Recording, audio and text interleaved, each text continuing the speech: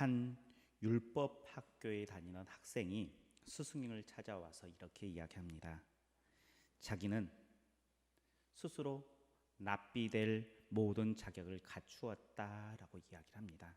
그때에 랍비가 이 학생에게 묻습니다. 도대체 무슨 자격을 갖추었느냐라고 물었습니다. 그때에 이 학생이 하는 말이, 저는 제 몸을 단련시켜서 맨 땅 위에서 잘 수 있을 만큼 훈련을 시켰습니다. 그리고 풀을 먹을 수 있는 그런 훈련을 했고, 날마다 3번씩 자신을 채찍으로 때리면서 제 몸을 훈련시켰습니다 라고 대답을 했습니다. 이때에 스승이 저 멀리 떨어져 있는 나귀 한 마리를 가리킵니다. 그러면서 이렇게 이야기합니다. 저 나귀를 보아라. 매일 맨바닥 위에서 잔다. 그리고 그는 들판에 풀을 먹고 살아간다. 그리고 날마다 3번 이상 채찍에 맞는다. 지금까지 너는 나귀 될 자격을 갖춘 것이지 랍비 된 것을 갖춘 자격을 갖춘 것이 아니다라고 이야기를 했습니다. 성도들은 예수님의 제자이길 원합니다. 제자 되고 싶어 합니다. 그래서 열심히 노력합니다. 그런데 이 제자처럼 겉모양만 제자이기 노력하는 경우가 너무나 많다는 것입니다. 그런데 문제는 겉모양만 바뀐다고 해서 예수님의 제자가 될 수 없다는 것입니다. 진짜는 내면에 있는 것입니다. 어느 부부가 있었는데 하루는 약간의 말다툼이 있었습니다. 그래서 두 사람은 서로 말을 먼저 걸지 않으려고 했습니다. 남편이 내일 아침 회사에서 중요한 일이 있어 일찍 나갈 일이 있었습니다. 그래서 쪽지에 이렇게 메모를 해서 아내에게 줍니다. 여보, 내가 내일 7시에 일어나야 하니 7시에 깨워달라는 메모를 이 아내에게 주었습니다. 그 메모를 준 것은 내가 말하기 싫다는 것입니다. 먼저 숙이고 싶지 않다는 것이었습니다. 다음 날 아침 남편이 일어나 보니 8시였습니다. 화가 나서 벌떡 일어나서 뒤로 돌아보니 쪽지가 남겨져 있습니다. 뭐라고 남겨졌을까요? 여보 일어나세요. 7시예요. 라는 쪽지가 이렇게 남겨져 있는 것입니다. 사랑한다면 이기는 것이 아니라 져주는 것입니다. 자존심이 아니라 필요한 것들을 채워주는 것입니다. 사랑하는 사람은 져주는 것이 오히려 이기는 것입니다. 그런데 사람은 자존심을 참 크게 생각합니다. 세상은 이렇게 자존심을 크게 생각하고 겉모양을 중요하게 여기는 경우들이 너무나 많다는 것입니다. 이렇게 겉모양과 자존심을 세우는 동안에 우리는 진짜를 놓칠 때가 너무나 많다는 것입니다. 진짜는 드러나 있는 것이 아니고, 그리고 자존심이 아니고 내 안에 있는 내면이다라는 거예요. 내 안에 누가 계시는가가 진짜 중요한 것입니다. 진짜 우리가 쫓아가야 할 인생이라는 것입니다. 어떻게 내 겉모양을 치장할 것인가, 외형을 치장할 것인가에 관심 갖기 전에 내 안에, 내 내면 안에 어떤 것으로 채워야 할 것인지를 더 많은 시간을 투자해서 고민할 수 있는 우리 성도님들 되시길 축복합니다. 특별히 이 예배 시간에 우리 내면에 예수 그리스도를 채워서 우리 안에 진짜를 채워 하나님의 기쁨뿐만 아니라 내 기쁨을 채워가는 우리 성도님들 되시길 축복합니다. 우리 옆에 분들과 함께 인사하겠습니다. 내면이 아름다운 사람이 됩시다.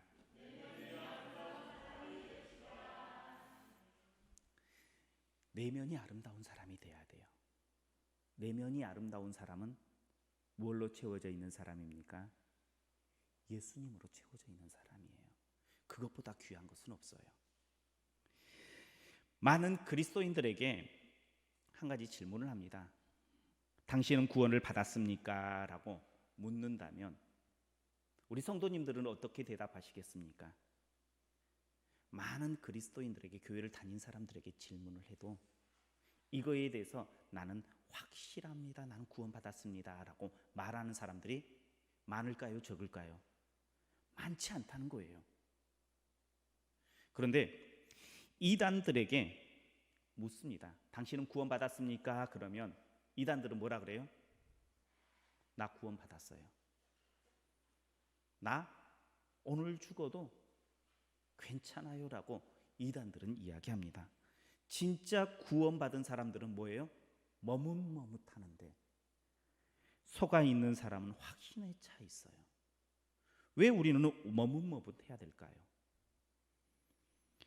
그리스도인으로서 오랫동안 신앙생활을 했음에도 불구하고 우리 안에는 왜 확신찬 모습으로 많은 사람들에게 드러내지 못하며 신앙생활을 하고 있는 것입니까?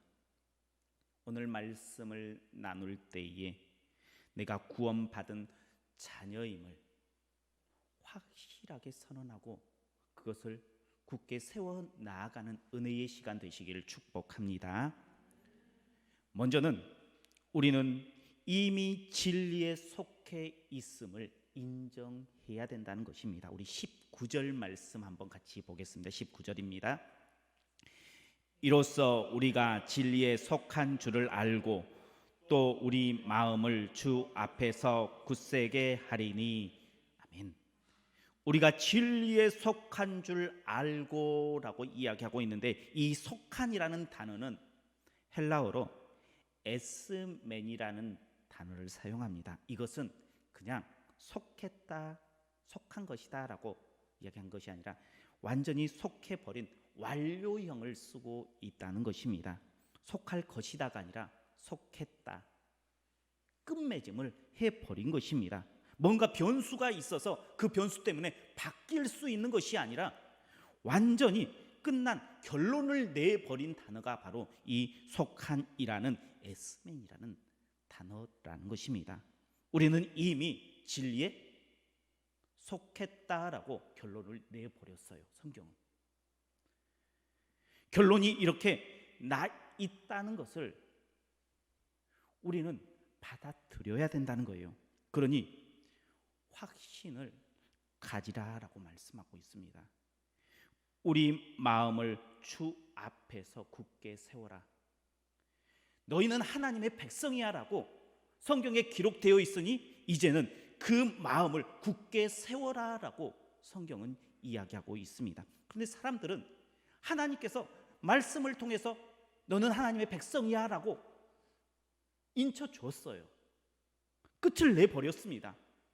그런데 사람들 스스로가 내가 진짜일까 고민할 때가 많다는 것입니다. 누가 물어보면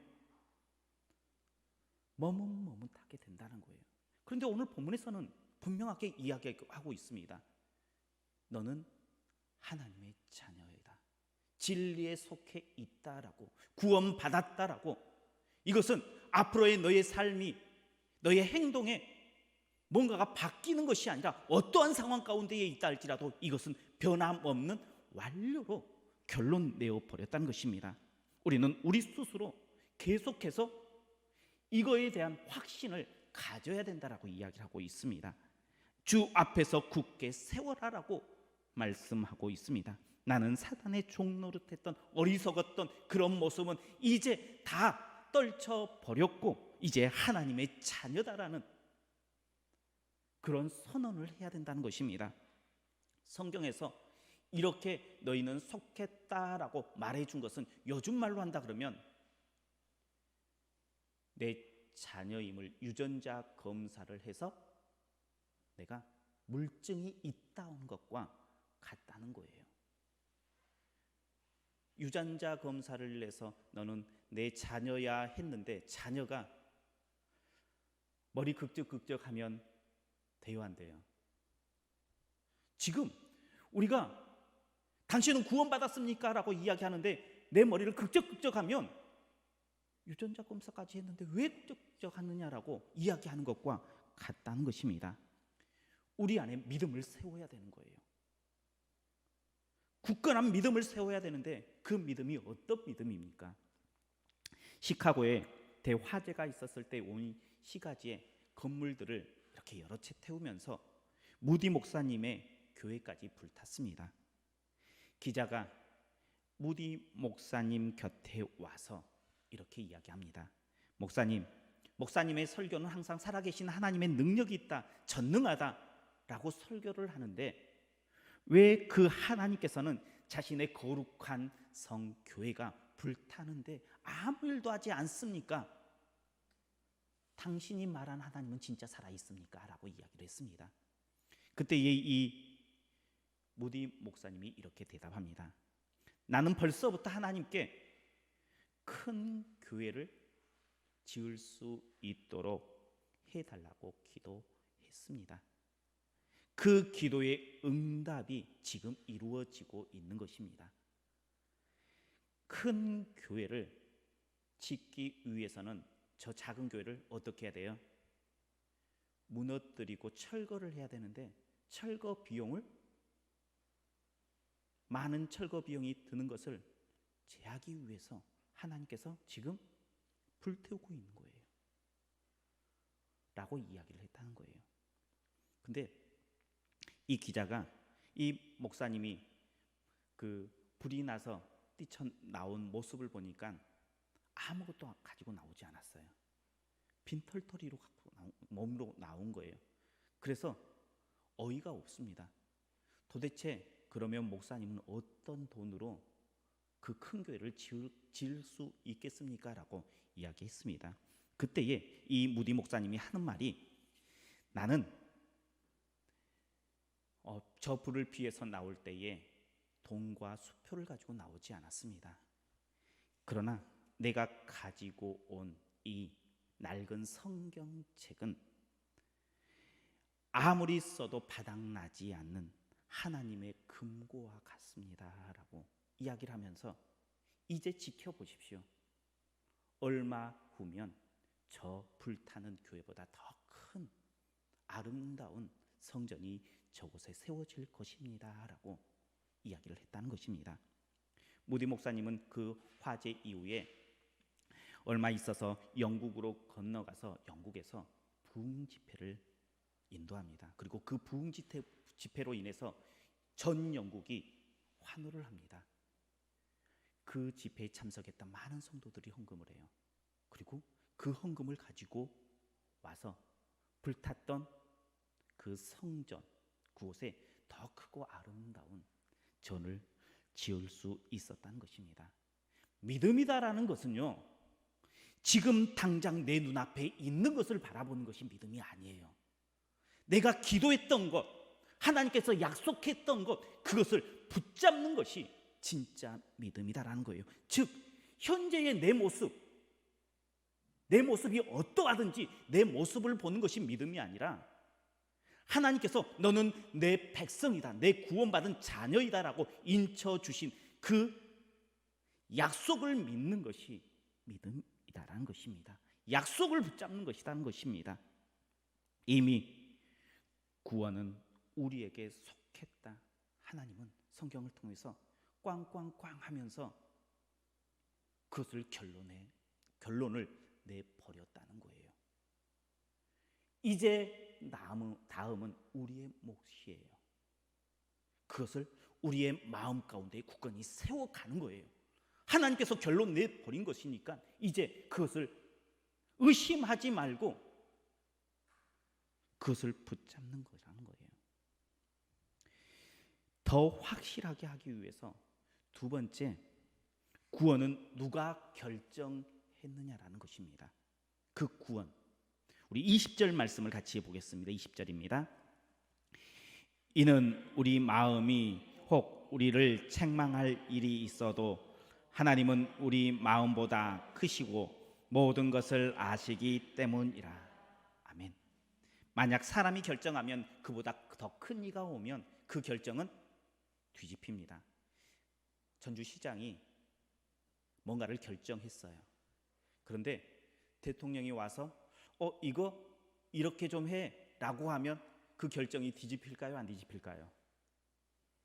아마 뒤집힐 거예요. 대통령이 이것을 해야겠다라고 결정을 했습니다. 그런데 한 사람, 두 사람이 그걸 가지고 이야기하면 안 되지만 온 국민이 한 마음을 가지고 대통령에게 건의하면 대통령이 생각하는 것이 바뀔까요? 안 바뀔까요?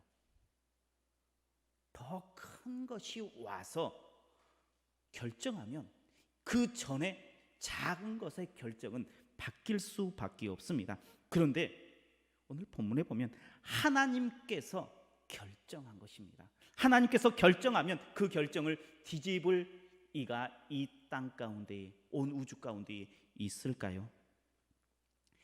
없습니다. 20절을 원문으로 해석해 보면 이런 말씀입니다.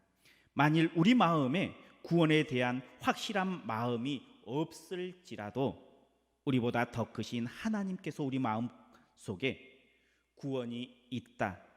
하나님은 모든 것을 알고 계신다라는 말씀이 바로 이 20절의 원어에 가까운 말씀이에요. 그 말은 구원을 누가 결정했다는 거예요? 하나님께서 결정했다는 거예요. 내 마음에 혹 확신이 없다 할지라도, 내 마음에 불안한 요소가 있다 할지라도 너는 내 구원받은 백성이야. 하나님께서 결정했다는 것입니다. 우리보다 더 크신 하나님께서 결정해 놓았는데 무슨 말을 하겠느냐라는 거예요. 누가 따지겠습니까? 누가 그 결과를 뒤집을 수 있겠습니까? 때로는 우리 마음 가운데에 구원의 확신에 대한 불안함이 있습니까? 없습니까? 때로는 있어요. 아니, 사람이라면 내가 죄를 짓고 잘못된 길을 스스로 봤을 때에 내 모습이 그런 모습이 아니라면 내가 진짜 구원받은 백성인가? 걱정되기도 하고요, 두렵기도 할 때가 분명하게 있을 것입니다. 그러나 그러한 불편한 내 마음보다 더 중요한 것은 우리보다 더 크신, 온 우주보다 더 크신 하나님께서 너는 내 자녀다, 너는 구원받은 백성이다 결정해 주셨다는 거예요. 하나님께서 결정해 주셨는데 아니라 하시겠습니까? 어떻습니까? 확신찬 마음으로 하나님의 결정을 받아들이십시오. 그것이 구원받은 우리의 몫이다라는 것입니다. 절대 바뀔 수 없는 것입니다. 그 누구도 바꿀 수 없습니다. 그것이 바로 구원받은 우리의 모습입니다. 그러면 우리 성도님들은 구원 받으셨습니까? 라는 질문에 이제는 당당하게 대답하십시오. 내 마음과는 내 마음의 불안함, 초조함과는 상관없이 하나님께서 인쳐서 하나님께서 결정해 놓은 거예요.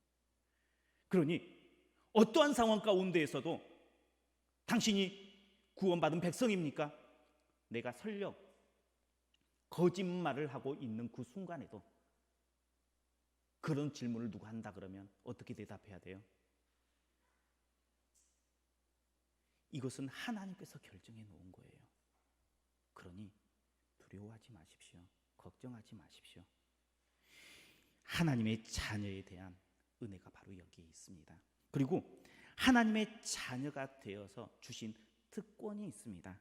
세 번째, 하나님께서 진리 가운데 속한 자에게 하나님의 자녀된 특권을 주셨다는 것입니다. 우리 22절 말씀을 같이 보겠습니다. 22절입니다. 무엇이든지 구하는 바를 그에게서 받나니 이는 우리가 그의 계명을 지키고 그 앞에서 기뻐하시는 것을 행함이라. 아멘. 진리 가운데에 속해 있는 우리가, 구원받은 믿음의 백성인 우리가 무엇이든지 구하면 하나님께서 주시겠다라고 약속해 주셨습니다. 진리에 속한 자로 하나님의 백성된 우리에게 주신 특권, 그 특권은 다른 것이 아니라 구하라는 거예요. 구하면 주시겠다라고 약속해 주신 하나님의 말씀이 우리에게 주어진 특권인 줄 믿으시길 바랍니다. 그럼 구해야 돼요, 말아야 돼요? 어떻게 해야 돼요? 당연히 구해야 돼요.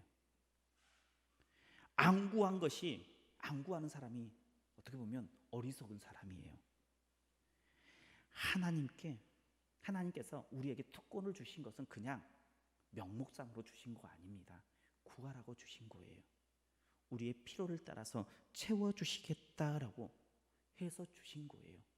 그런데 많은 그리스도인들은 지금 한국교회는 그 구함의 시간들을 점점, 내게 주어진 그 특권을 점점 잃어버리고 있어요. 아니, 가지고 있다는 것으로 만족한지도 모르겠어요. 때로는 내가 그 특권을 가지고 있나 싶을 때도 있는 것 같아요. 하나님께서는 구하라 하십니다. 그리고 그 특권을 사용하라 하십니다. 때로는 사용하더라도 잘못 사용해서 안 된다라고 이야기할 때가 있습니다. 어떤 제품을 새로 샀는데 아무리 해봐도 안 되는 것들이 있어요. 왜 안 될까요? 그 제품이 잘못 나왔을까요? 때로는 우리가 사용 설명서를 잘 읽어보면 그 제품에 대해서 이해하는데, 새 제품을 가지고 와서도 내가 그 사용 설명서를 대충 이렇게 훑어보고 해보다 보면 그 전체적인 기능을 다 사용하지 못하고 넘어갈 때가 많아요. 때로는 안 된다라고 이야기할 때가 많아요. 우리는 기도하면 하나님께서 다 응답해 주신다라고 이야기했는데 왜 기도했는데 응답이 안 되는가?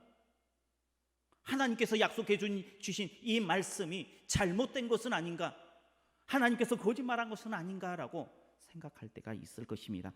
그런데 그것은 사용 설명서를 잘 읽어보지 못했기 때문입니다. 구하면 주신다. 하나님께서는 분명히 약속해 주셨습니다. 그런데 어떤 모습으로 구해야 되느냐라는 것입니다. 그에게서 받나니 이는 우리가 그의 계명을 지키고라는 말이 있습니다. 구하면 주신대요. 그런데 그 계명을 지키면서 구하는 것이 답이다라는 거예요. 우리는 무슨 일이 생기면 내 생활하는 상관이 없어요. 내가 어떻게 살았는지, 신앙생활을 어떤 모습으로 삶 가운데서 살았는지는 생각하지 않고 하나님 앞에 나와서 하나님 들어주세요. 하나님, 내가 너무나 지금 힘들어요. 이 수렁에서 나를 건져주세요라고 이야기하는데, 하나님께서는 그렇게 하면 안 된다라고 이야기해요.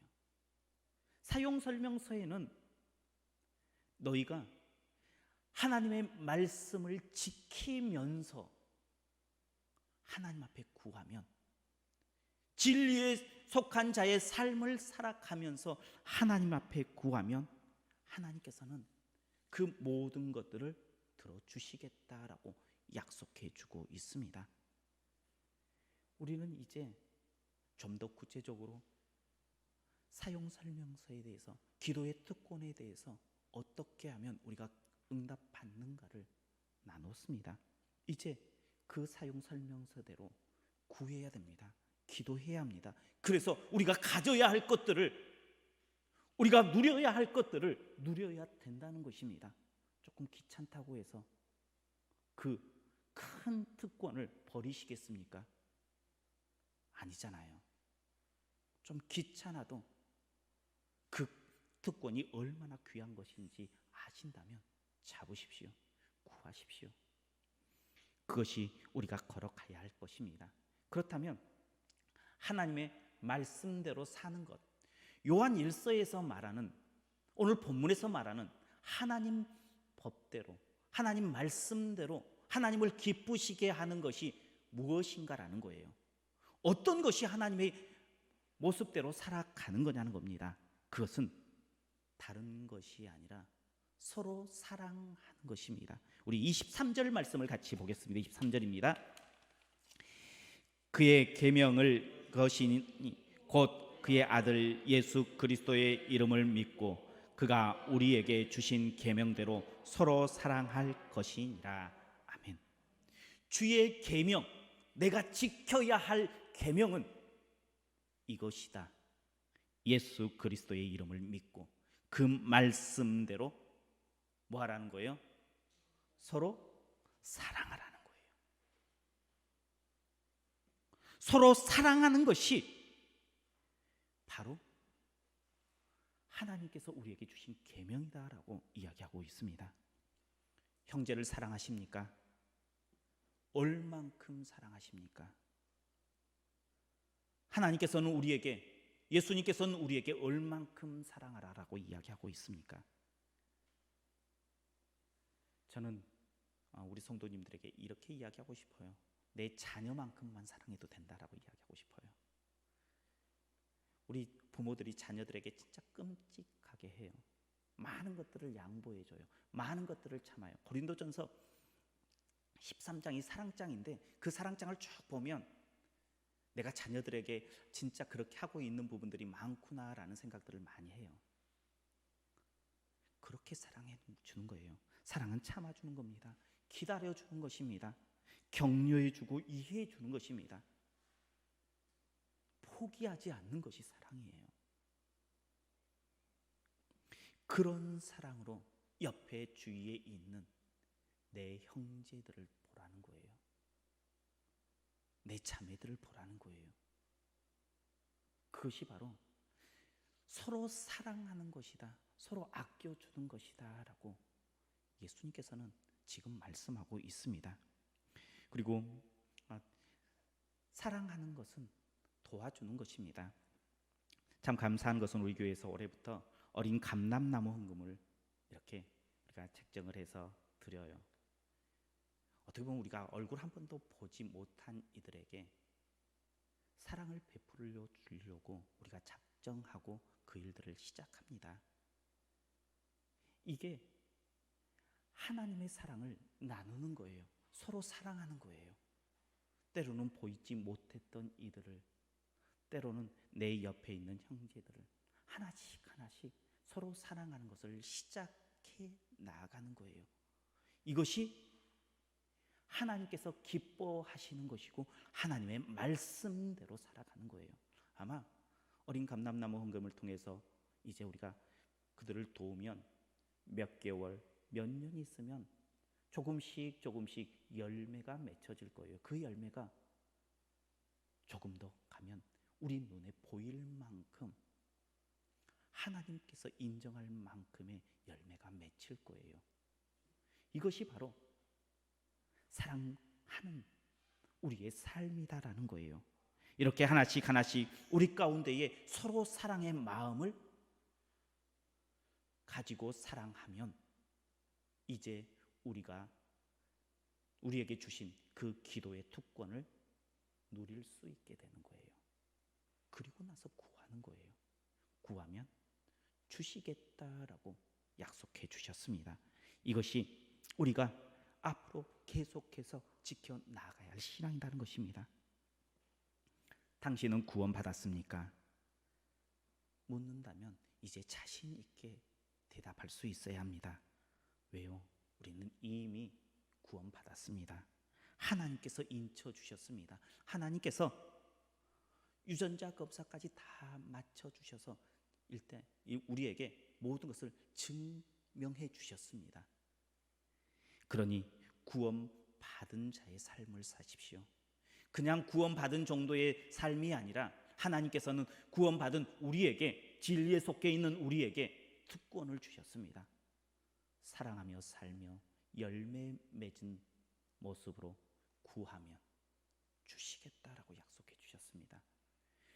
이런 우리는 하나님의 큰 은혜와 사랑을 받고 있는 자녀임을 고백하는 우리 성도님들 되십시오.